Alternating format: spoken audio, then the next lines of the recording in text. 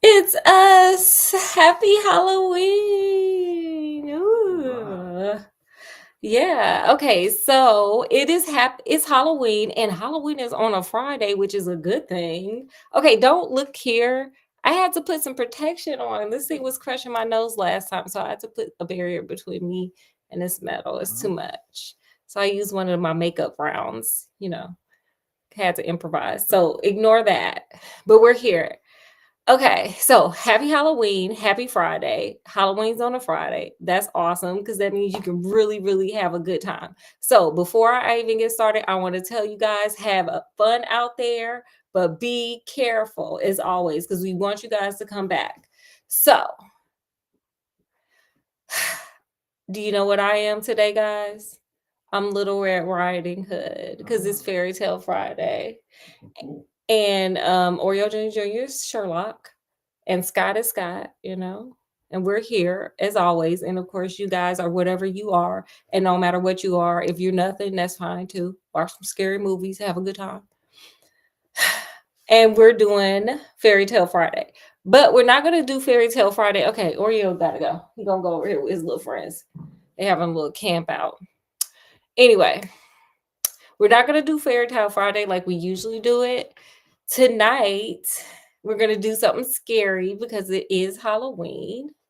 And I'm going to do, of course, my favorite author, Christopher Pike. I'm a fan, honey.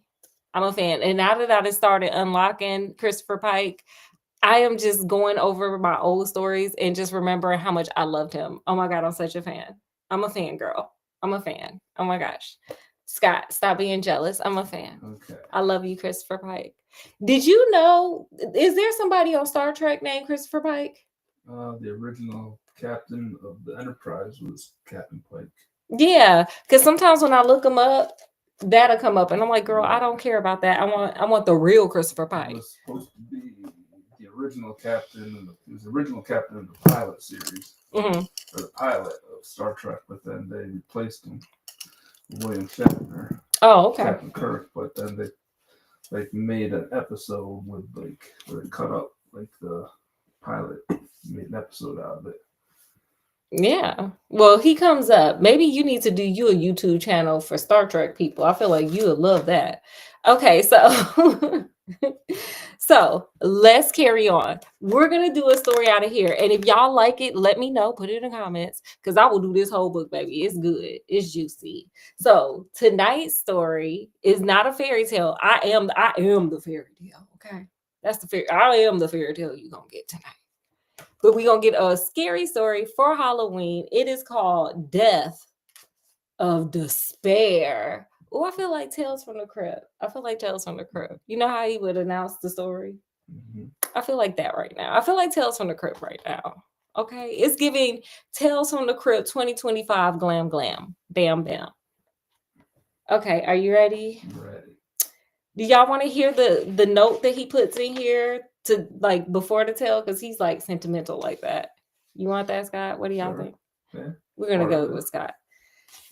Many of my longtime fans will think that this story originated with Remember Me, and it's possible I was influenced by it because I had recently reread the book when I decided to write Death of Despair. I almost never read my books, but I plowed through Remember Me because a producer asked me to turn it into a script. I always find it painful to be with my own material. Like many authors, I can't help imagining how I could have written certain parts better. Of course, I don't mind rereading the last vampire novels because them are the bomb. I'm going to do them all here because those are the bomb. I get excited thinking about reading, the last vampire on here. Oh my gosh, I get tingles. Okay. Because like Seymour, I privately think Sita actually wrote them. He thinks it was written the characters right through him. Period. I love that. I love chef's kiss there. Lately, she has started to write a few more her earlier years. In either case, I think the real origins of Death of Despair was simply a recurring image of Mike waking up alone and having no idea what happened. I often wake up like that myself, but unfortunately, I do not know many young women as dreamy as Penny, Sandy, and Linda. Well, maybe one or two. I love you too, babe. That's his little note before the story. Isn't it cute? I love it. Mwah, chef's kiss. I'm a fan, honey. You got me. You had me at Seymour. Okay, anyway. When Mike Cutter awoke, he felt horrible. For a long time, he just lay in bed and listened to his heart as it methodically pounded a wounded stake into his head. It was one of those weird awakenings he sometimes had when he first regained consciousness and didn't know who or where he was. But slowly it came to him. He was Mike and he was at home. Mike opened his eyes and stared at the ceiling of his bedroom. He was surprised to find that the bedside lamp was on, and yet he couldn't see very well. His vision was dimmer than it should have been and blurred. The ceiling was a funhouse mirror set up to give him bad dreams. He found that odd, but wasn't overly concerned. What troubled him was more how he had gotten into bed in the first place. The last thing he remembered was being at Linda's birthday party, which had been at his place, or rather at his parents' condo, which he had to struggle to get the simple facts straight, was where he was at the moment. But how he had ended up asleep in bed, he hadn't drunk that much, not that he remembered anyway. Or, and where was everyone? Was the party over? With effort, Mike managed to sit up and throw his bare feet on the floor. His head really was hurting. It was if the synapses in his brain had been fried with a new set of designer drugs, courtesy of a gang of chemists who were in reality's closet anti-drug fanatics. If you won't just say no, then you will GD, like God suffer, you GD, degenerate teenager. Mike had to close his eyes briefly and take several deep breaths to keep himself from falling into the floor. Girl, get the fainting couch, honey. Yet, after a few minutes, the pain receded to a tolerable level and he was able to stand and make it to the bathroom. The face that stared back at him from the mirror was not reassuring. For one thing, for his face, like the ceiling of his room, was strangely blurred. He could have been peering through contacts that had been dipped in hair dye. For that matter, his hair looked at it as if it had been dyed with white shoe polish. There were gray streaks in it, as if he had aged 20 years while he slept. Thinking that must be some mistake, that the Lord of Drunken Naps had given him the wrong head while he slept, he tried rubbing out the streaks. But they remained, as did his headache and his disquiet. Things were just getting interesting. Mike walked into the living room and almost fainted. The place was immaculately clean, which was impossible. For Linda's birthday party, he had invited a quarter of the school with another quarter showing up. Whether it was because they loved Linda so much or because they wanted to irritate him, Mike didn't know. Mike did clearly remember now how, around midnight, he had thought it was good his parents weren't returning until Monday afternoon, 2 days away. It would take him until then, at least, he had thought, to clean up this place. The basketball team, of which he was an outstanding member, had merely ordered pizza for everyone. They had used the food as a slam dunk contest. Oh, I would have put their asses out. I wouldn't be cleaning that shit up. I would have made them clean up and then put their asses out. Like, what are you, two? Oh my God. Okay, sorry. It hit me. Because you know what? I'm the parents now. I would be the parents of the 18-year-old doing this. And no. But even as 18, no, we weren't doing that. Anyway, sorry, y'all.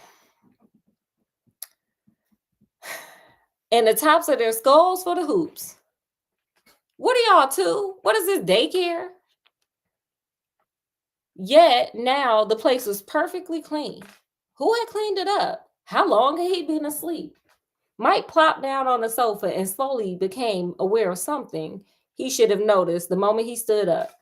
His right ankle was throbbing, and it was no wonder. He had sprained it badly in last week's game, and as a result had missed yesterday's contest. His ankle had been hurting since Friday, and he had been walking with the help of crutches. Yet just now he had forgotten about the stupid injury and walked from his bedroom to the living room. That was odd, as was the light in the living room. If anything, it was worse than the light in the bedroom. It was as if every bulb and every lamp had suddenly decided to flirt with failing. He blinked and rubbed his eyes, but the soft edges around every shape remained. There was a soft knock at the condo door. Before he could answer it, someone walked in. Okay, you you having a day, honey. You having a day. You can't see. I would be over there calling 911. Okay, like all this, I'm fainting. I can't see. My hair didn't turn white. I don't know what the hell happened, girl. 911 and the ambulance gonna help me figure this out. That's just where I'm at. I don't know, but he's just gonna keep going. We just gonna keep going here, just trying to figure this thing out instead of calling 911 and letting them figure it out for you, with you, in conjunction with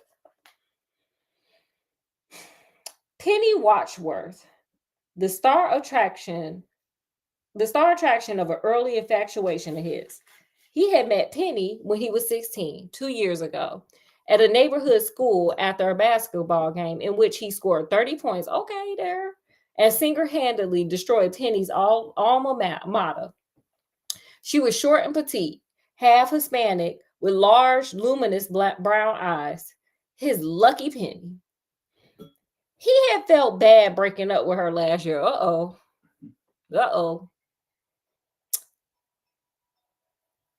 Indeed, that was the last time he saw her, when he had said goodbye. Yet here she was now in a full-length white dress with a matching ribbon in her long black hair. She sat down in a chair across from him and stared at him with what he thought was a rather blank expression. His ankle hurt more with each passing second, so he didn't even bother to attempt to stand. At least the pain in his ankle was distracting him from the pain in his head. Girl, somebody call 911.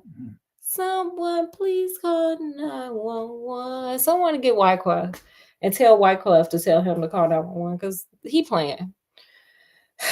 Everything hurt on you, but yet you ain't called nobody.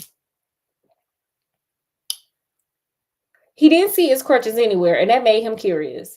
Penny, Mike said, what are you doing here? She focused on him, but only the sound of her name. Mike, it is you. He forced a smile. Yeah. Who did you expect to find in my condo in the middle of the night? Penny blinked several times. A faint smile touched her rosy lips. Penny had been the best kisser in the world, had taught him everything he knew in that department. It's the middle of the night, she said, and added casually, I'm dreaming. Mike snorted. If you're dreaming, then I'm dreaming. What are you doing here? I came to talk to you. Why? I mean, why now? I come here sometimes. What do you mean? Mike asked. I was here last night. Girl, I would have definitely called 911. I need ambulance and police, please. Because police for her, ambulance for me. Let's go. Because, girl, what are you no, this ain't the time, ma'am. I would be tired. I would be like, girl, I'm going to bed. I'm asleep. I'm about to be dreaming. Okay, so go home. Mike paused. You mean last night, this night? You were at the party? No, I was here last night when we were both sleeping. Penny gazed around the room, moving her head slowly. I am dreaming. This is a dream. Mike shook his head. I don't understand. Why are you acting so weird? Why are you here? She stared at him, and her eyes grew cloudy. I miss you, Mike. I would be getting pissed. He softened his tone. I miss you too, Penny. Really? Yeah, I think about you a lot. She was doubtful. You're always dreaming of Linda. How do you know what I'm dreaming about? Because when I come here, when I'm asleep, and you're asleep, Linda is usually here. She paused. And you tell me to leave. Mike got impatient. Would you stop the dream crap? You're here now with me and you're not asleep. She studied him. You don't know, do you? Know what?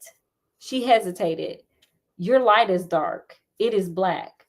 What do you mean? She gestured to the living room. Everything is dark around you, girl. I'm about to light this place up with police lights and ambulance lights. Okay, it won't be dark for long because I would call 911. And them red and white and blue lights would have lit everything up for us, real nice and bright. Mike stopped and drew a slow breath. She had a point here. Nothing was sparkling tonight.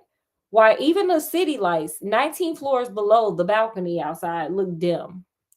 For a few minutes, given his headache and the pain in his ankle, he had been on the verge of convincing himself he had a problem with his eyes. But now Penny was talking as well. Penny, whom he hadn't seen in a year, but who was sitting in a chair in his living room wearing a long white dress with a ribbon in her hair. Why is everything dark around me? He asked quietly. She lowered her head. I don't know. I've never met you in such a gloomy dream before. He stood suddenly, not minding the pain in his ankle. Would you stop talking about dreaming? He yelled. This is not a dream. She stared up at him, and her lower lip trembled. May I have a drink? She asked in her little girl voice. Mike felt a stab of guilt for his outburst. I wouldn't have. But you know what? You should have been called 911. But Sure. What would you like? Orange juice. I have some in the fridge. Just a sec. He took a wobbly step forward and felt a hot stab in his ankle. He pulled back on the sofa he was back on the sofa before he knew it. I'm sorry, Penny. I sprained my ankle last week, and I can hardly walk. Can you get the juice yourself? Penny stood. Yes. Would you like some? Sure. While she was in the kitchen, he hopped around and searched once again for his crutches. Girl, I would have had her do it. Because she over there sitting there talking about a dream. I'll be like, girl, well, in your dream, can you go look for my damn crutches? Girl, he doing a lot. Like, you making this harder on yourself than what you need to do, sir. You got extra hands there. She over there dreaming. Have her sleepwalking ass just go walk around and find your crutches. Put her to work for the good. He didn't understand why someone had hidden them. He didn't think that was very nice. Penny returned. I mean, they were smashing pizza on each other's head. What would make you think these people were nice? Why did you trust them with you passing out and they had your crutches and they smeared pizza on each other like 5-year-olds in kindergarten?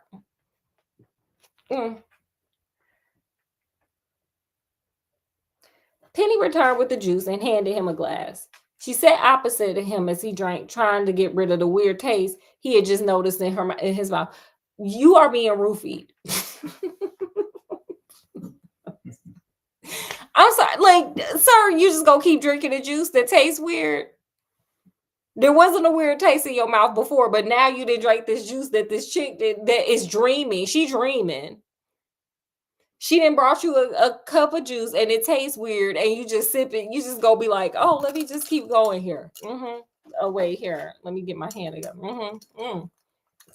It leaves a funny taste in my mouth. Okay, this is something special. Okay. She continued to stare at him with a rather blank expression as if she were indeed dreaming. He set his glass down on the coffee table and shook his head. Will you please tell me what's going on here? He finally said. Nothing is going on here, she replied, sipping her juice. But why are you here? I told you, I often come here. He strained to maintain his cool. This is ridiculous. I haven't seen you in a year. I saw you last night in a dream, he asked. This is all a dream. She set her juice down and stood. I have to pee. Okay, you know where the bathroom is. No, I have to get out of bed at home and pee. She stepped towards the door. Goodbye, Mike. I hope the darkness is not what I think it is. He stood. Even though it was painful to do so, he rubbed his eyes, wishing whatever was wrong with his vision would clear up. His ankle screamed. He definitely couldn't follow her. She was almost to the door. What do you think the darkness is? He asked. She paused at the door, but didn't turn to look back at him. It's bad, Mike. It's real bad.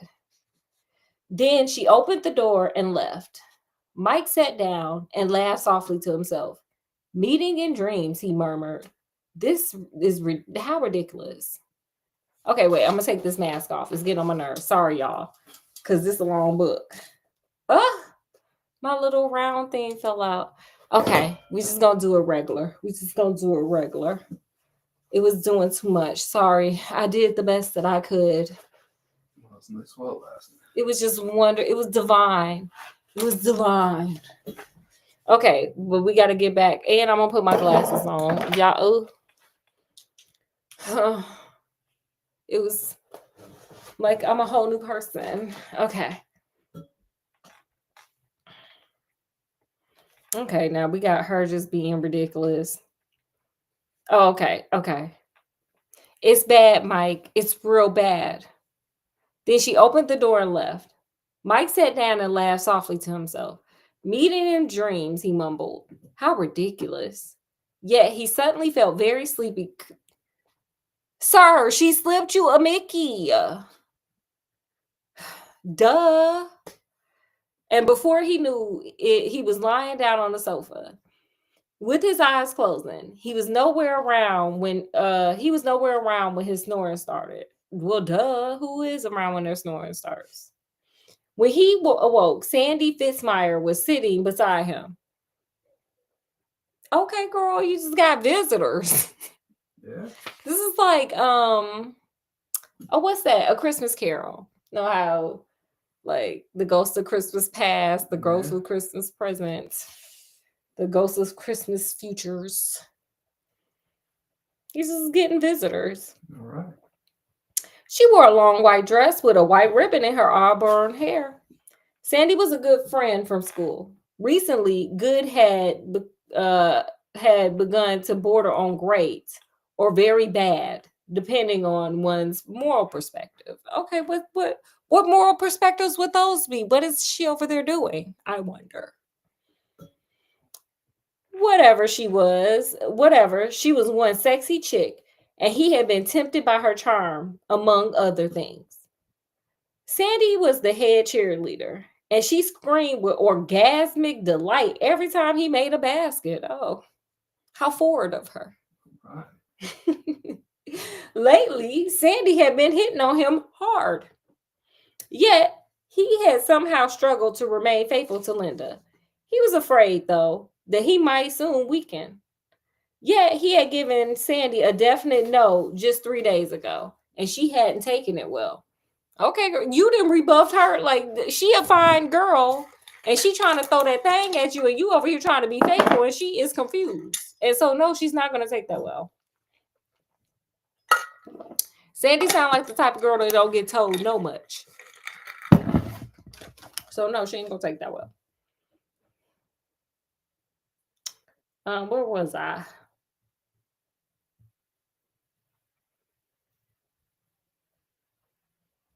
He was therefore surprised to find her sitting beside him on the couch in the middle of the night. Why, Sandy hadn't come to Linda's birthday party, even though they were both on the cheerleading squad. Oh, she really didn't take it well. What are you doing here? He mumbled as he sat up. His headache was back in full force. Drunken leprechauns were drilling holes in the animal portion of his core brain. He felt like throwing up, but didn't want to throw up on Sandy's white dress. It was odd how it was exactly the same kind of dress Penny had on. Wow. But why are you saying wow? It's crazy. What a coinky dink. Mike, Sandy said, with and blinking rapidly. Is it you? She over there like, oh my God. Is that you, Mike? Is that you, Scott? Is it you, y'all? He nodded slightly, feeling a chill of fear. He was still having trouble with his eyes. If anything, the condo had grown even darker. Of course it's me. What are you doing here? She slowly glanced around. I'm dreaming. He should have called 911 when I said so, but here we are. Jesus, Mike whispered. Not you too. Sandy looked concerned. Is it dark with you, Mike? He sighed. Why are you here? Do you miss me as well? Sandy's expression was sad. I'll miss you for a long time. Mike forced a smile. What do you mean? You'll see me Monday at school. Sandy shook her head. No. His chill grew frosty. Why not? It is dark around you, Mike. It's black. He didn't feel strong enough to argue. So it doesn't mean I'm unalived. Sandy just stared at him with her lovely green eyes. It had been her eyes, more than the rest of her body, that had attracted him. Oh, Scott, what was it about me? Is it my eyes? Your eyes. Is it my eyes, y'all? Could it be? What? Did that do it for you? It did. There was a power in them, a mischief and mystery that excited him. Okay, hey, what her eyes look like? Yet now they were slightly bloodshot, as if she had been crying. Her lips, like pennies, were lush, very kissable. Okay, he liked to kiss. He had only kissed her a few times. Sir, you were cheating on your... Never mind. Y'all, girl, never mind. It don't even matter. In a moment of weakness. Yet, like Penny's lips, they trembled slightly. Mike forced another smile. Say something for God's sake. She lowered her head. I come to say goodbye. Why? Where are you going? Her head remained bowed. Somewhere. It's you. Or I'm sorry, nowhere. It's you. You have gone away. What? I'm here. Finally, she raised her head and took it in and shook it. You're gone, Mike. He took a long time to say the next words. Where have I gone? She reached over and touched his hand. Her fingers were like ice. This is going to be hard for you to understand, but you have to accept it as true. You're unalived, Mike. You unalived tonight. That took his breath away. No. She nodded, catching his eye. It's true. I've been sent to explain and to say goodbye. Who are you to girl? He wouldn't even give you, he wouldn't even go to Pound Town with you, ma'am. So who are you to tell him this information? Why the last girl didn't tell him? Who are you to tell him? I don't No, what? that's just the way it was meant to be. Whatever. I don't like her. She a Jezebel hussy. He felt an idiotic grin spread across his face. It was as if someone had carved it into the lower half of his face with a razor sharp knife. In other words, it hurt to hold the smile in place. But I can't be unalived. I'm young and healthy. Why are you telling me this? She took her hand away and turned to stare out the glass balcony door, out over the city of angels, West Los Angeles. In this moment, she could have been an angel, the pain so vivid in her sweet profile. Yet Mike dismissed this comparison because nothing she said brought him any relief, especially when she really started to explain. It happened at the end of the party, she said.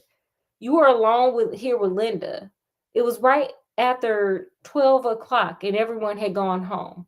The place was a mess and she was helping you clean up when she told you that she was leaving you. Mike snorted. Nonsense. Linda would never leave me. She loves me. You're just saying that because you're jealous, because I turned you down, period. Period. Like, girl. And who are you to tell him this? Where his girlfriend at? Sandy continued speaking without looking at him. You got mad and started yelling at her. You demanded an explanation, and she said it was because you had been unfaithful with me. I never slept with you. She finally met his gaze. Don't you remember how cold she was to you during the party? No, she loved her party. He was lying. She had been distant all night. He sat up and shook his head. None of this would have killed me or unalive. Ooh, forgot you can't be saying nothing up here. None of this would have unalived me, even if it was true. She touched his hands again. Still, those icy fingers. She broke up with you, Mike. When she left you here, she said she never wanted to see you again. You were distraught, you were drunk. You didn't know what you were doing. Sandy nodded towards the balcony. You opened up the glass slider and stepped out into the balcony. The pain was too much for your confused mind. In a rush, you climbed up the girl. This is an oddly descriptive. Like, how you know all this? If he was by himself, how you know all this, girl? This too much for me. In a rush, you climbed up on the railing and leapt. You fell all the way to the ground from the 19th floor. Like, why do you know all this? Were you in his body with him as he did this, ma'am? Because this is oddly descriptive. She squeezed his trembling hands. You committed the S word. Like what she just described in his long ass diatribe of hers here. Mike, her words, they unalived him a bit. Maybe more than a bit. No, he gasped. You're unalive, Mike. No, it's true. You have to accept it. The sooner, the better. He shook his head vigorously. I'm too young. I can't be unalive. She gripped his hand tightly and it seemed as if the blood was squeezed from his hands. The young can also unalive as easily as the old. You're unalive because you chose to unalive. It was a mistake, but it's done now. Like, who the hell are you? Girl, you don't get to come up in here again. Mm-hmm. He shook her off and stood suddenly. His ankle complained, but he didn't care. I would care. Like, sir, call 911. Maybe they can tell you how you unalived. It is not done, he screamed. I know I'm alive, damn it. If I was unalive, there would be a body. Show me my body and I'll believe you. Her sad eyes stared up at him. All right, she said softly. He froze. No, there is no body. She stood and nodded at the balcony. It's out there. I can show you. He didn't really want to move. There's nothing on the balcony. I can see that from here. Your body isn't on the balcony. It's lying on the pavement in a pool of blood, 19 stories down. This chick is just mean. She's very descriptive. Like, oh. He choked. No, the police. It cannot be lying there. Someone would have come. They would have done something for it. Sandy put her hand on his shoulder. He was shaking badly now, unable to stop. It was if someone had poured ice water on his intestines through a hole in his heart. Oh. Yet, her touch did nothing to soothe him. Her fingers were too cold. It was if she were the unalive one. No one knows you're unalived yet, she said softly. You see, Mike, you didn't scream. You just fell and hit the ground. So, no one noticed that it fell right before it hit the ground? No, it was after midnight. Figuring, in California. 19 floors worth of building, someone probably was out and about. And heard a thud or something. I mean, at least somebody on the first floor. But we just go, girl, she just got all these details. She got a lot of details. She ain't get no D, but she got a lot of details. Okay, that's what we got going on here. No vitamin D, honey. He didn't give you the vitamin D, but you got all the details. Okay, let's keep going, sis. He had to fight for breath. I would have screamed, sir, how do you know? How you know what you would have did if you had jumped off the balcony? How many times have you done that? How do you know what you would have did? How you know? No. And as you fell, you went into shock. Only when it was too late did you realize what you had done. She paused. You have to see your body. You have to accept what happened. He looked at her with desperation. Why do I have to see it? Sir, you asked to see. You asked. I'm like, sir, I'm sorry. Did you not say that you won't believe it until you see the body? Well, come on, let's go see your body. It's out there. Let's go. So that you can move on. Once you have stood beside your body, seen it, felt it, then you can enter the light. Okay, girl. Until then, you're stuck here in this condo where you decided to end your life. No, I can leave here. I have to do anything. I can do anything I want. She shook her head. You can only leave here the way your life left here. Like, girl, what? That's nuts. Besides, if I'm unalive, I'd be like Casper or something. I'd be able to pass my hand through solid objects. You can pass your hands through solid objects, she said patiently. But your conditioning from life will probably stop you from doing so successfully. She got all the answers. He ignored her and slapped the chair arm. He felt a sting, and his fingers didn't penetrate the material in the slightest. He smiled stupidly. That's just you talking, he exclaimed. I'm as solid as I've always been. In response, Sandy held up a piece of white string that seemed to materialize out of nowhere. She scratched it between her two hands, and before he could react, she pulled it towards her neck. The string passed right through her flesh and did not make her gag. Mike immediately hobbled towards the front door. You're insane, you know that? He yelled. I'm getting out of here right now. Mike, don't. Mike ignored her, and when he reached the door, he was in shock to discover he couldn't open it. The handle moved, but the door simply refused to budge. He pounded on it and yelled, but no one came to his rescue. Then a wave of despair swept over him. Despair he could not imagine, and all the strength went out of him. He felt Sandy's cold hands touch the girl. I would just tell her, stop touching me. I would like, just don't touch me. I might be unalive, but do not touch me. Your hands are cold. I'm trying to process some things. I feel like Sally right now. I'm going through a crisis. An existential crisis. I feel like Sally. Like, just don't touch me. Her hands are thinking of her cold hands touching me is giving me an existential crisis. That's what's happening right now. And a panic attack. Okay.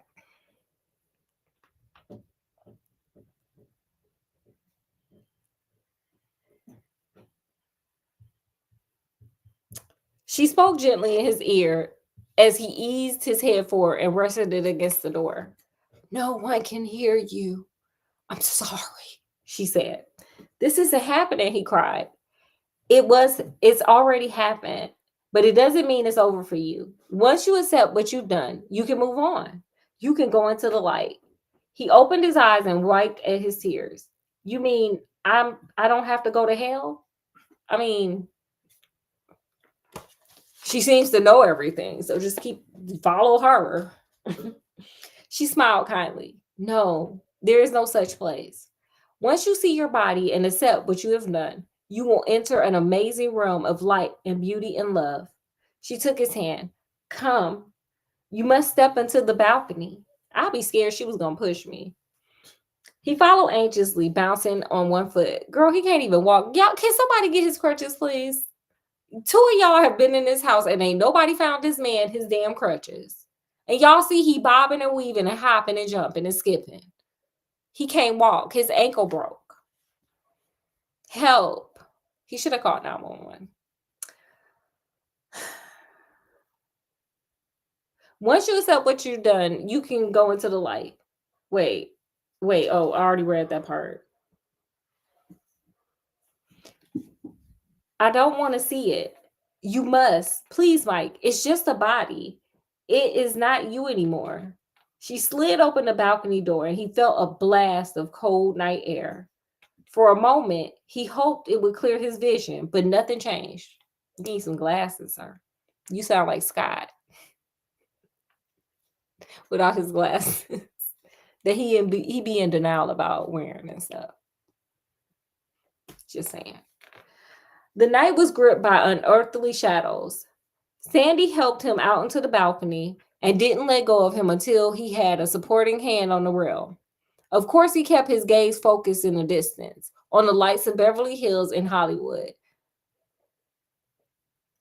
So nobody would have heard your body thud, and you are that near to it. Like, girl, no, somebody would have heard your body hit the ground, sir. But he was not to be let off that easy. Oh no, Sally spoke quietly but firmly. You must look down, Mike. Look down, Mike. Finally, regretfully, he did look down. Oh. What you think he saw? What do you guys think he saw? Put it in the comment section. Scott, what do you think he saw?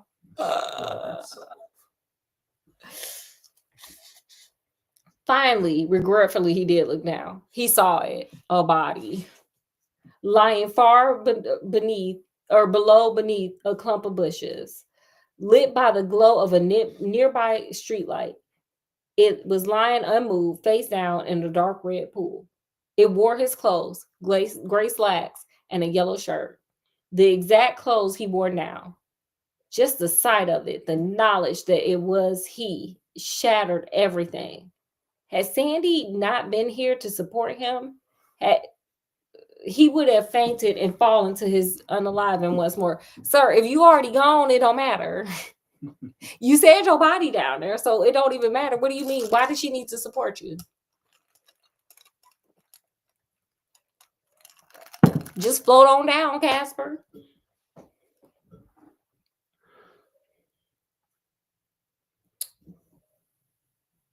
But he had not fallen the first time. He had jumped. Mike closed his eyes and wept. I don't know what to do, he moaned. Her voice was soft. You have to go down to your body. You have to face what you have done.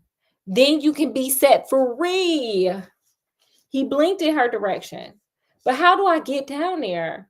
I can't get out of here. You can't be hurt anymore. It's not possible. You will get down there the same way you got up there or you got down there earlier tonight. Sir, you just telling him to jump.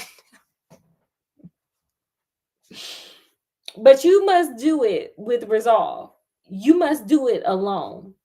You see, Mike, you were born alone, and we each have to unalive alone. I mean, what if you're in a plane crash?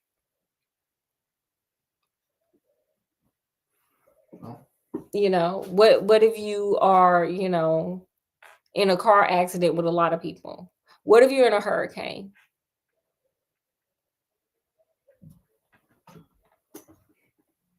Just asking. Okay. I mean, those are examples of times you wouldn't unalive alone. Just gotta go with it. Just pointing it out. Y'all can put some stuff in the comment section because I feel like, girl, there are exceptions to this rule here. Bonnie, no, not Bonnie and Clyde. Thelma and Louise, they didn't. Remember, they would hold each other's hand and they just drove that car right on off that cliff, baby. Holding each other's hands.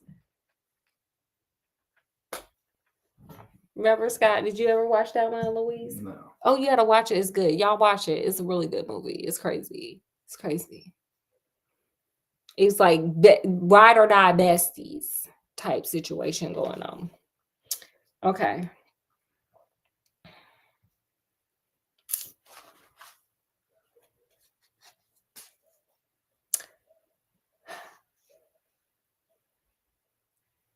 You can climb on the top of the railing and jump, but you must do this with resolve, and you must do it alone. Oh, I read that part.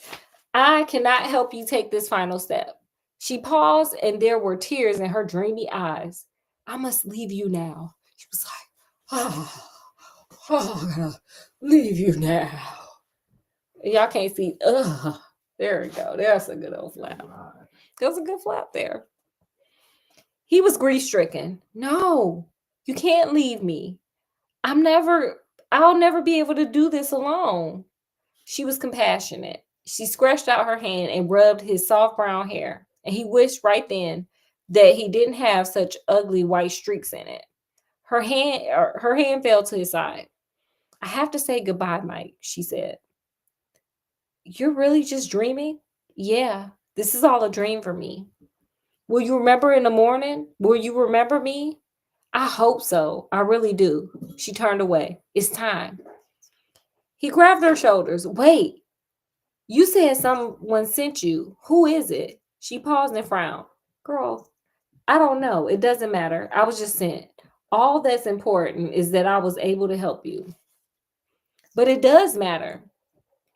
You have to tell this person or this being that I need to say goodbye to Linda.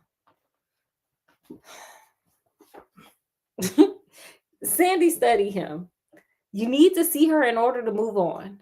He nodded. Yeah, I've said goodbye to Penny and you. Who? Why was she important, sir? She was just somebody throwing a coochie at you. Well, that's important. That's an important person, Scott. Yeah. That's insane. Okay, whatever.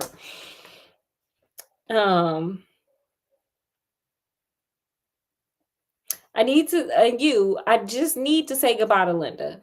Then I think I'll be able to go on. But even if Linda can be found, you'll have to go on by yourself. No one can help you there. I understand. Just see if you can find her. Sandy smiled. I will. For you, I will do anything. We know, little Jezebel Hussy. That's what my great grandma used to call women like her. She a Jezebel Hussy. She over there trying to steal that woman man. She leaned forward and briefly kissed him on the lips. I love you, Mike. I will always love you. I love you too, Sandy. Why do you love her, sir? She's on the cheerleading team and she just throwing the cooch at you. What love is there? I guess he in a sentimental moment. Let me give my man some credit because he just saw his body go. It was splat.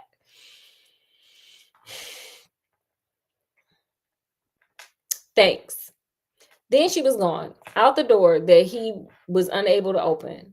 Mike stayed on the balcony, staring at the city lights. He just prayed Linda could come. With Sandy gone, he couldn't even look, never mind jump down to meet his own destiny. He was not sure how long he stood there. It could have been minutes, maybe only seconds. Suddenly, she was standing at his back, speaking his name in the special way only Linda could. As if he was the only guy in the world who mattered. The only one she could ever love until the end of time. He real sentimental. Mike, she said. He turned and stared at her blonde beauty. He wasn't surprised that she wore a long white dress with a white ribbon in her long hair. Yeah, because everybody doing it, girl. They all went to Rainbow and got the same little $10 outfit, child, and put it on and came stepping on over there like, bye. Hey. Otherwise, she appeared the same as she always did, not nearly so dreamlike as the others had been. Her face was round and young, except her deep blue eyes, which made her appear older and wiser than her years. She held out a hand as he reached for it. When she hugged him for a moment, it felt as if it had all been a horrible nightmare. It has been. But then she spoke again, and now there was pain in her voice. I am so sorry, she said. He held her at arm's distance. It's true. She gazed inadvertently straight down towards her gaze inadvertently strayed down towards the body. It is true. Are you asleep too? Yes. I'm happy I'm asleep. That way I can say goodbye to you. But then when you wake up, you will know that I'm unalived, he asked. She shook her head slightly. Not at first, yet a part of me will know, and I'll miss you. He had tears again. He hugged her again. I don't want to say goodbye, he wept. She stroked his chest as if she had when he was alive. You have to go on. It is the only way. It was hard to let go of her, but he managed. This time, with Linda by his side, he was able to look down. The body had not moved, but the puddle of blood was becoming clearer. Linda stayed close by his side. I don't understand why I've done this. I could have done this, he whispered. You were pretty upset when I left. How the hell does she know? You were pretty upset when I left. You were drunk as well. He glanced at her. You didn't have to leave me. You left me, she said quietly. That's not true. Linda sighed. I don't want to argue about it, Matt. It's not the time. He faced her. You really think I cheated on you? She met his gaze. Yes. With whom? Sandy. A pause. Penny. I haven't seen Penny in a year. But when you last saw her, you were already with me and you still kissed her. Girl, what is this about? This man's body is complete on the ground down there. And you over here recapping all the times he saw his ex-girlfriend. Girl, what is this? I guess when you're a teenager, this is important, though. Scott, were you like this as a teenager? Like, oh my God, I saw you kiss somebody. Were you like that? Were y'all like that as teenagers? Just over the top, just too much.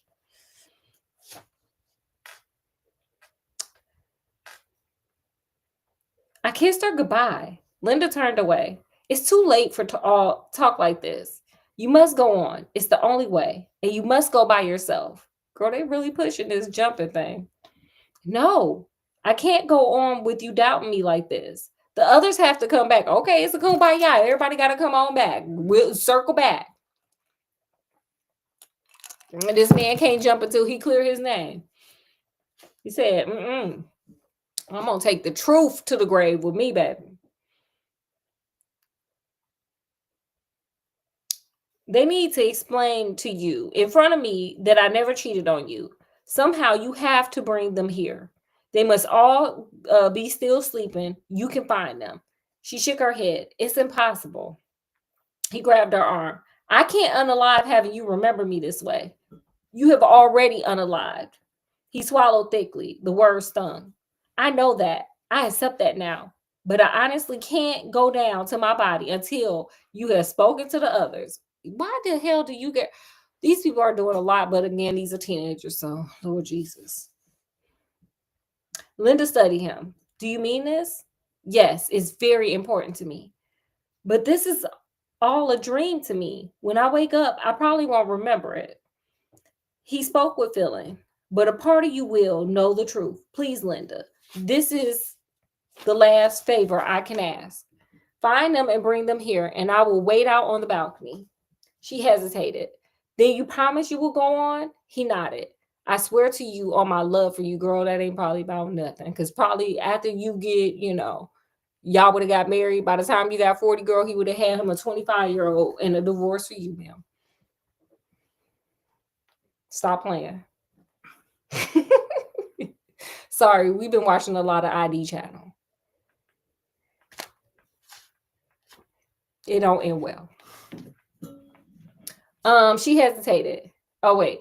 He nodded. I swear. Oh, yeah. She nodded and turned away. I will find the others. Remain here. I promise, he said, watching her walk towards the front door.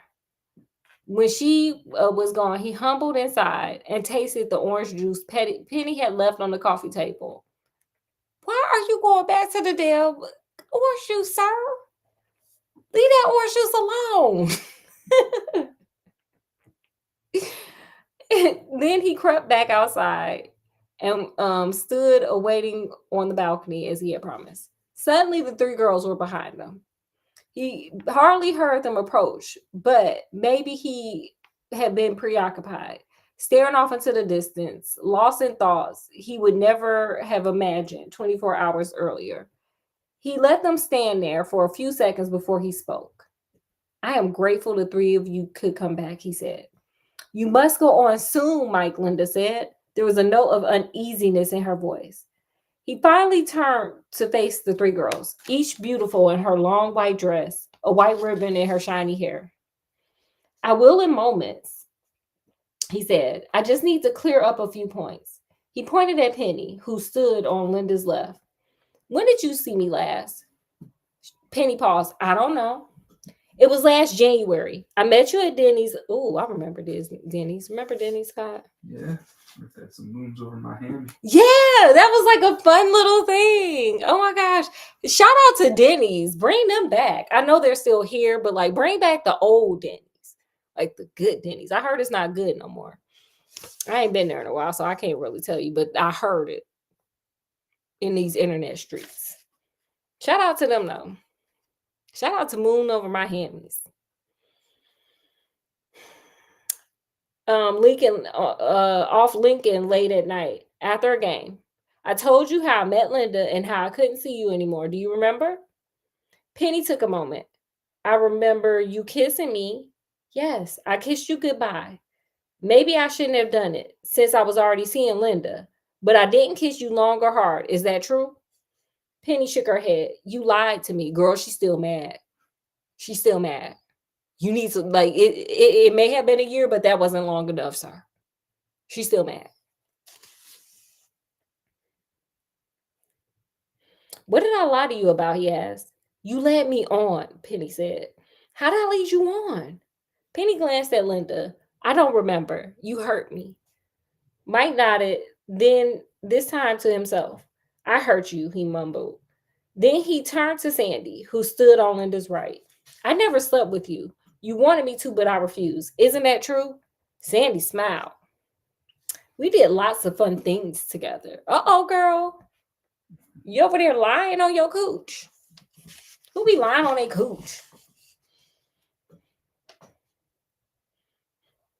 You exaggerate, Mike said firmly. We kissed a little, but we went no further. I never undressed you, and you never undressed me. Admit it, Sandy. I want Linda to hear the truth. Linda slowly turned toward Sandy. Is that true? Linda asked. Sandy made a face. No, there was, you know, I don't know if you can say that on YouTube. There was X in a technical sense, and there's X in the back seat of the car sense. Okay, girl. We had the back seat, and then he begged me for the technical details. Okay, girl, period. You admitted, Mike, you have nothing left to lose. Mike pointed a finger at her. You lie. Even in a dream, you lie. He tied up. She over there lying on her cooch. Mm-hmm. Then Mike painfully took a step forward and pulled the balcony door closed. Taking such a move, he slid between the girls, splitting Penny off from the others. She was now on his right, still on Linda's left. Sandy, of course, was on his left with Linda. His act seemed to frighten Penny, and she eased down to the far end of the balcony, which was 5 feet from Mike. He was pleased at her move, and using the railing as a crutch, he slowly limped towards her. What are you doing? She whispered. Mike smiled. This is just a dream. As you said, you don't have to be afraid. Nothing hurts you. He grabbed Penny by the shoulders, and she shook his grip. Isn't that true, Penny?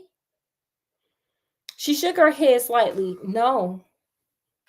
He leaned closer. No. Does that mean no, you don't want to unalive? Penny squirmed before him. No, please, let me go. Mike, Linda said behind him. Mike did not let Penny go. Instead, taking a firm hold of her by the front of her long white dress and using the exceptional muscles he had developed in the off-season lifting weights so he could play with the best guards in Southern California, he lifted her up and set her on the edge of the railing. Uh-oh, girl. Well, you said you was a dream, so you kept saying, it's a dream, it's a dream, it's a dream. So I guess he about to test that dream. Only in the last second did she realize what he had in mind, and her eyes filled with terror. No! Did that sound like I was screaming? Did that sound in panic? Oh, exactly. No! I looked like it. Mm-hmm. If I didn't sound like it, I definitely looked like it. Penny screamed. Mike shoved her to the side, or Mike shoved her over the side. She screamed all the way to the bottom. Yeah, all the way from the 19th floor. until she landed beside the body already sprawled on the bloody concrete sidewalk. Penny crashed headfirst and her skull exploded in a gross lump. Okay. Is it a dream? Is she gonna wake up? Because sometimes I fall in my dreams. I don't know. But that guy didn't seem to mind. Mike casually turned to the other girls who were frantically trying to open the balcony door. Of course, it was jammed shut, but not really locked. He smiled broadly for their benefit. Isn't it amazing in dreams how someone can unalive in such a lifelike manner? He asked. The horror on their faces did his immortal soul good. As he painfully stepped forward, they wept pitifully. Sandy was now closer to him than Linda. She was on the verge of setting a new record for hyperventilated. Girl, I know because I had an existential crisis and I was hyperventilating like 10 minutes ago. Rewind if you want to see that again. When you realize, like, oh my God. Like Sally. God. Once again, she sounded kind of orgasmic. Okay, but is it like when she cheering or is this some different way?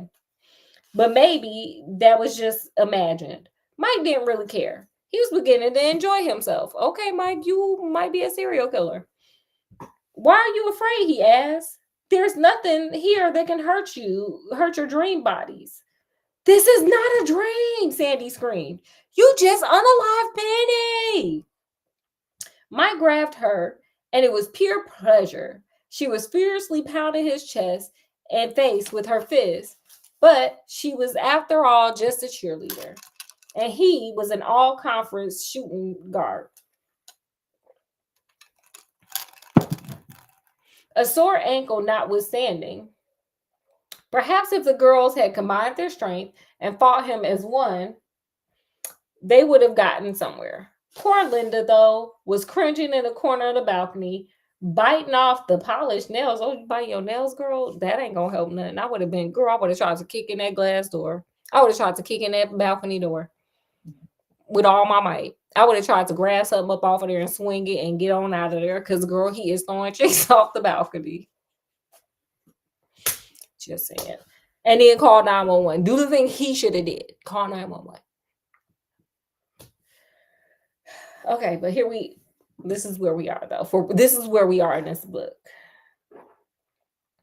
That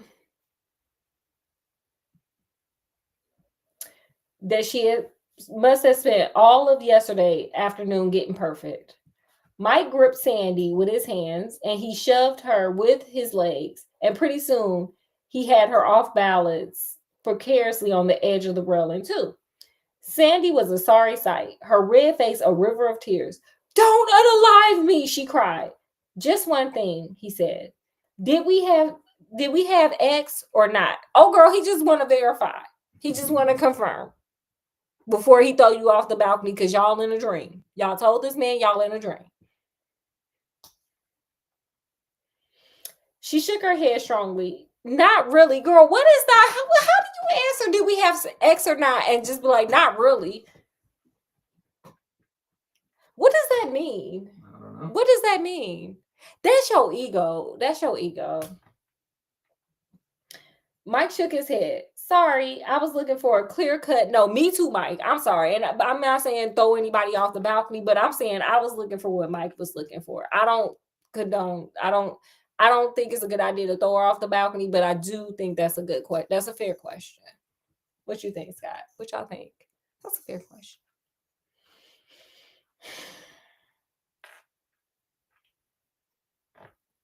He shoved her off the railing.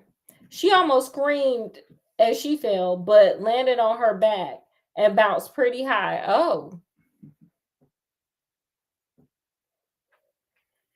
But when she landed the second time, her ribs were poking through her lungs. Ugh. This is very descriptive. Oreo Jr. is okay still. He's doing okay. My. And her long white dress was messy red. Mike smiled as he stared down at her. The height no longer seemed to bother him. Sandy's blood was all over the first body as well, and the dark puddle was growing by the minute. Mike actually broke into giggles. Oh, you are a serial killer. As he turned towards Linda. Oh, I know. She is scared as hell. But she should have been banging on that door trying to get the hell out of there and call 911. Mike, Linda gasped. You can't do this. His smile was cracking on his smile was cracking his face. But it's all just a dream.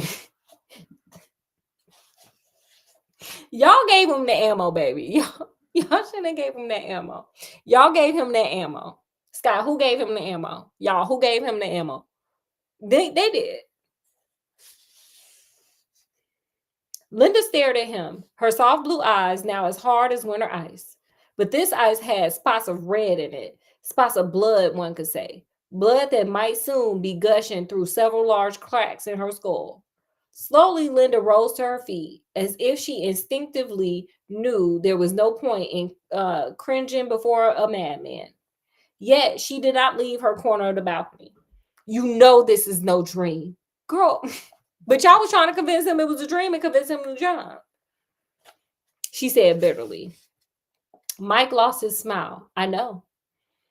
Linda wiped at her tears. You know you unalived them. No, you unalived them. You started this. Why? Because you cheated on me, she snapped. He would have laughed if it wasn't so much blood all those stories below him. He took a step in her direction. His ankle was on fire. But I didn't cheat on you. She didn't respond. Sandy approached you. I can see it now. The two girls on the cheerleading squad having a hard private talk. Excuse me. She told you that we slept together, and you believed her. Of course, you didn't think to ask your boyfriend if it was true. In your anger, you were a perfect target for her most insane plot. Let me tell you what this is the plot of. Othello. The Shakespeare Othello is something like this. Oh, y'all got it. It is a whole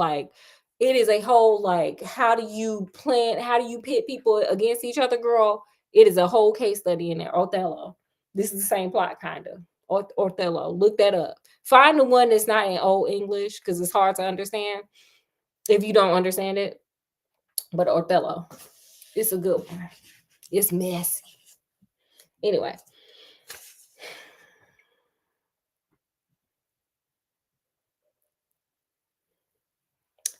In your anger, you were the perfect target for her insane plot.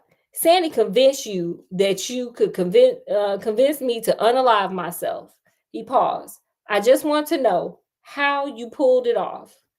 If I tell you, will you let me go? Might consider. I might. Linda tried to catch her breath. You're right. She did tell me that you were having an affair with her.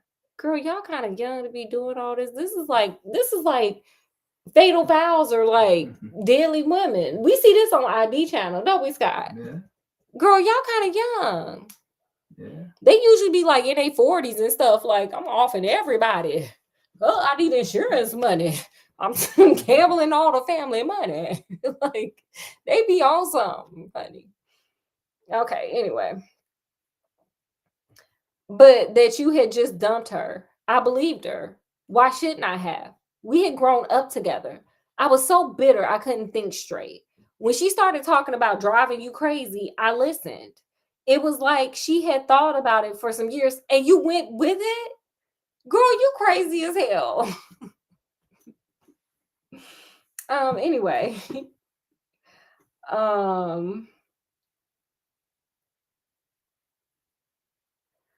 She had every detail down perfect. She explained how during the party we could dissolve a sleeping pill in your drink. I told you it was a Ruthie. I told you it was a Ruthie. I told you. Then we kicked the others out, clean up the place. So when you had wake up, you know something was odd. But before that, while you were unconscious, we dyed your hair or dyed your contact lenses and put them back in your eyes. Girl, that is a lot. Oh Lord, that is oddly specific too. Like, who the fuck thinks this shit up? This is like ID channel. I promise y'all. Look at like Deadly Women. Look at like Fatal Vows. Like all of that. This is in there. and put them back in your eyes so that everything would appear dark to you. We would also screw on a simple catch lock on the outside of the door in case you tried to leave. She really did think this shit up. That's crazy. When any of us wanted to leave, we would just give a special soft knock. But we didn't think that your leaving would be a problem because we knew how bad your ankle was. But to make sure, Sandy said we had to remove your crutches from the condo. Like, who is doing all of this? Okay. Linda paused inside, and that's how we did it.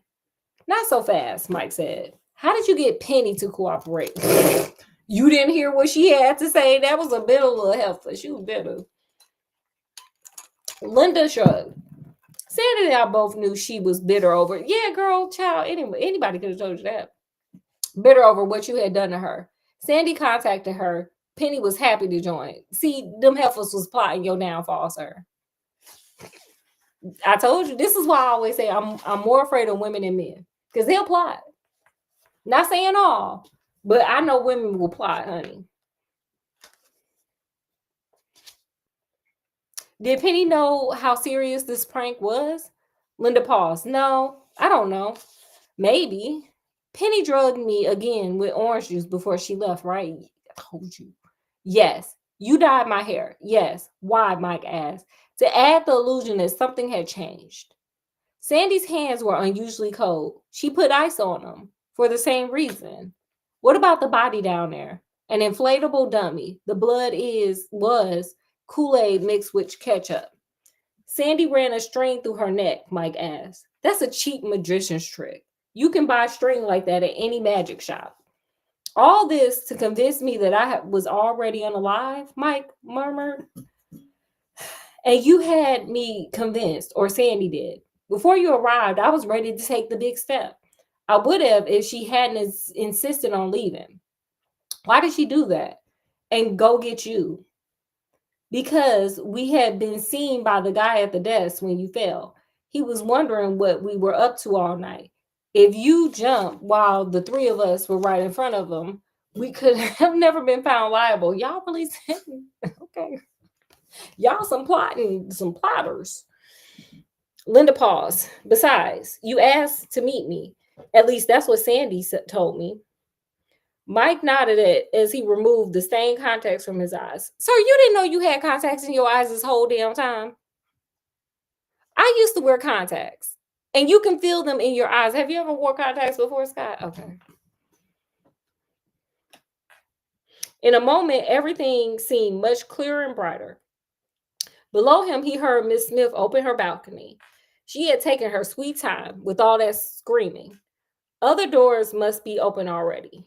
He knew what he had to do next. He took a step forward towards Linda, and she flinched. Do you have any questions for me? He asked. She took a moment. When did you know? Only at the end, when you left to get the others. I went back inside and tasted the orange juice. Stop drinking the damn juice. I remember it had a funny taste, but I wasn't certain I was being fooled until Sandy lied about being involved with me. If she was really dreaming, there would be no reason for her to lie. Mike grinned. I bet she regrets that lie. Honey, she ain't doing nothing. She is splattered on the concrete, baby. Her soul has gone whichever way it's gonna go. To Jezebel Hussy land, child. Okay. Linda began to have trouble breathing. What are you going to do with me? Would you have really let me jump to my unaliving? He asked. No, you're lying. I could have jumped when I was with Sandy and you would have been relieved. It was a small miracle I didn't. No, Mike, I would have stopped you. I swear it. He smiled. You lie with such conviction. But I can understand you have plenty of motivation right now. No, you would have let me unalive.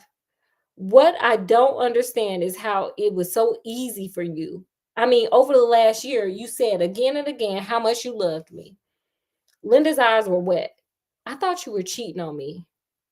And that gave you the reason enough to conspire with a whacked out girl, a girl I was supposedly sleeping with? I don't think so. Not if you really love me. Guess that's what I'm asking. Linda, did you really love me? Scott, what do you think? What y'all think? Put in the comments what y'all think. Do you think Linda loved him? I think she's probably gonna say yes. Ma'am, you set him up to unalive himself. You do not love that man. Even somebody I think I don't love, I would have told. Because I ain't trying to have nobody unalive. Like, girl, that sounds crazy as hell. I'll be like, girl, let me call 911. I would have did what he should have did in the beginning. This book wouldn't have been so long if he had just called 911 in the beginning. But here we are.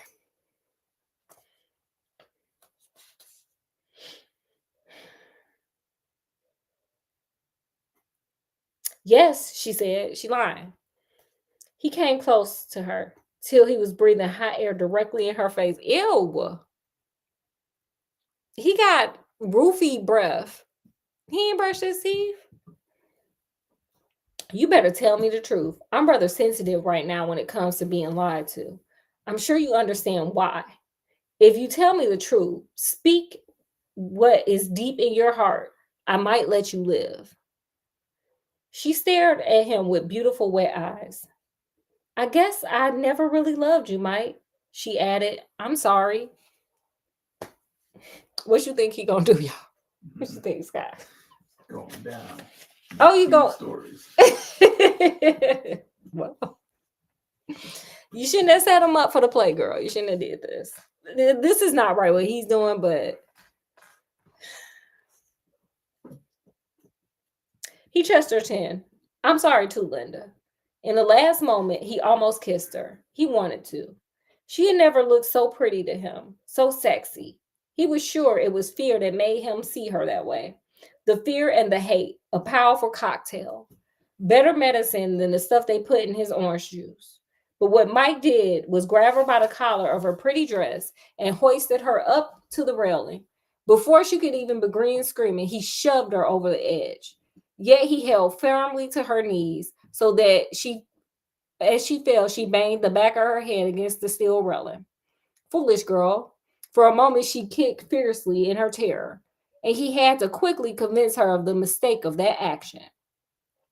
You're going to make me drop you, he warned. Her blonde hair swam about his bare feet, and the hem of her dress ran up to her nose.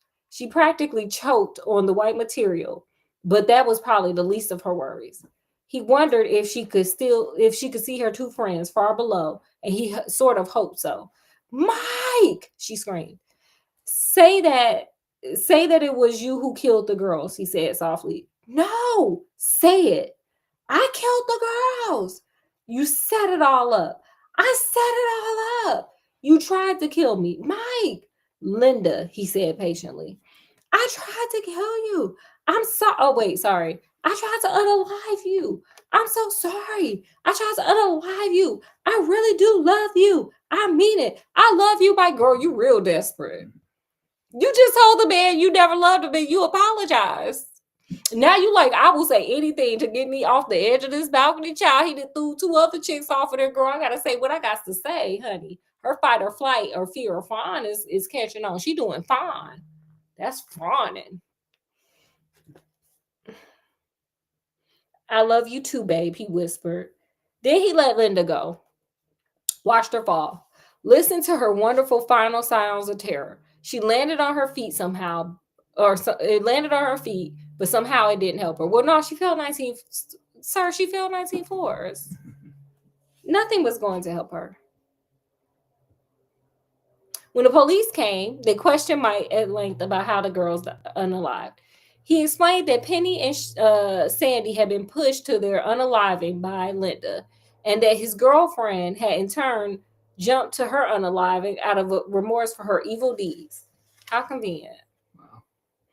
The police were suspicious of Mike until Miss Smith arrived. You know, Miss Smith was out there on that patio probably with her drink, and she was like, girl, something going on the 19th, 20th floor, honey. I'm going to sit out here and smoke my cigarette and drink my drink and call these police and wait for them to come. Yeah. So she overheard everything. Because that would be me. I would be sitting out there like, girl. I have little Tatiana cigars. I'll be smoking my cigar like, oh my God. What's going on up there? And Scott will be asking a bunch of questions. that don't got nothing to do with nothing. Where you think they falling? To the ground. Like you worried about the wrong stuff. Okay, let me keep going. We're almost done. Miss Smith arrived and was able to verify that she had, in fact, heard one of the girls confess to the unaliving of the other two. With that strong support and Mike's obvious grief, the police were satisfied. A double unaliving and then unaliving of self, they called it. Mike could only nod his head in pain, but he showed the officers out. He didn't offer her many orange juice. That's probably smart. It probably got roofies all up in it. But after the cops were gone, Mike used his crutches. They were downstairs at the security desk and somehow managed to get down to where the bodies had landed. To his surprise, the inflatable dummy was still laying there in the bushes next to large puddles of blood. Isn't it not a crime scene? Is it not roped off? You just down there playing in blood? Yeah, because it sounds like they're doing a very thorough investigation here. They already didn't close the case, so they're just like, oh, okay, we believe your story. You and Miss Smith, because Miss Smith was there. Don't forget, she was up there like, oh my God. Hope the police get here. Okay. The yellow strings of the crime scene tape. Okay, so it was a crime. Okay, good. Of course, the bodies were taken away. He felt mild regret that he had forgotten to ask Linda how she had managed to dress the dummy exactly as he was dressed. She remembered, like, sir, she saw you. What are you talking about? She laid your ass out. What are you talking about? But obviously, they were all capable young women. Yeah, they almost convinced you to jump down, baby. Nothing should have surprised him. But he was shocked to see that the life-size inflatable doll was actually a female. The fact struck him as incredibly amusing. And even though the thing was drenched in blood, he dragged it back upstairs and tore off its messy clothes and gave it a warm bath complete with bubbles. You just drug blood all through the condo. All through the hallways, all to the elevator. Nobody probably thought it was weird. Clearly, there's a door person there. Okay, girl. And tore off the messy clothes and gave it a warm bath complete with bubbles. That's not weird. Man, he's got a new girlfriend. Is this the AI robots everybody's talking about before AI? For some strange reason, he felt very close to it. Scott's probably right. Unfortunately. Inflatable dog with an O face. Oh. No, I'm talking about oh. That's from Office Space. I love that movie. Anyway, he liked it so much that once it was clean and dry, he took it back to bed with him. It had been a long night and he was tired. As he snuggled up beside the doll and started to doze off, he thought of how the thing had only minutes before been splattered with blood of the three loves of his life. This is going left. Somehow, sleeping with it made him feel closer to Penny, Sandy, and Linda. Admittedly, in a sick sort of way, Mike wondered if he would dream about the girls. Happy Halloween. Oh, wait. And they lived happily ever after. Oh. It's Fairytale Friday. And a lot of those fairy tales end like that anyway. Go look at my fairy tales and tell me I ain't telling the truth. So what did you learn, Scott, from that? What did you guys learn? Put it in the comments if you learned anything. I know what you better not have learned, not to push people off about me. We did not learn that.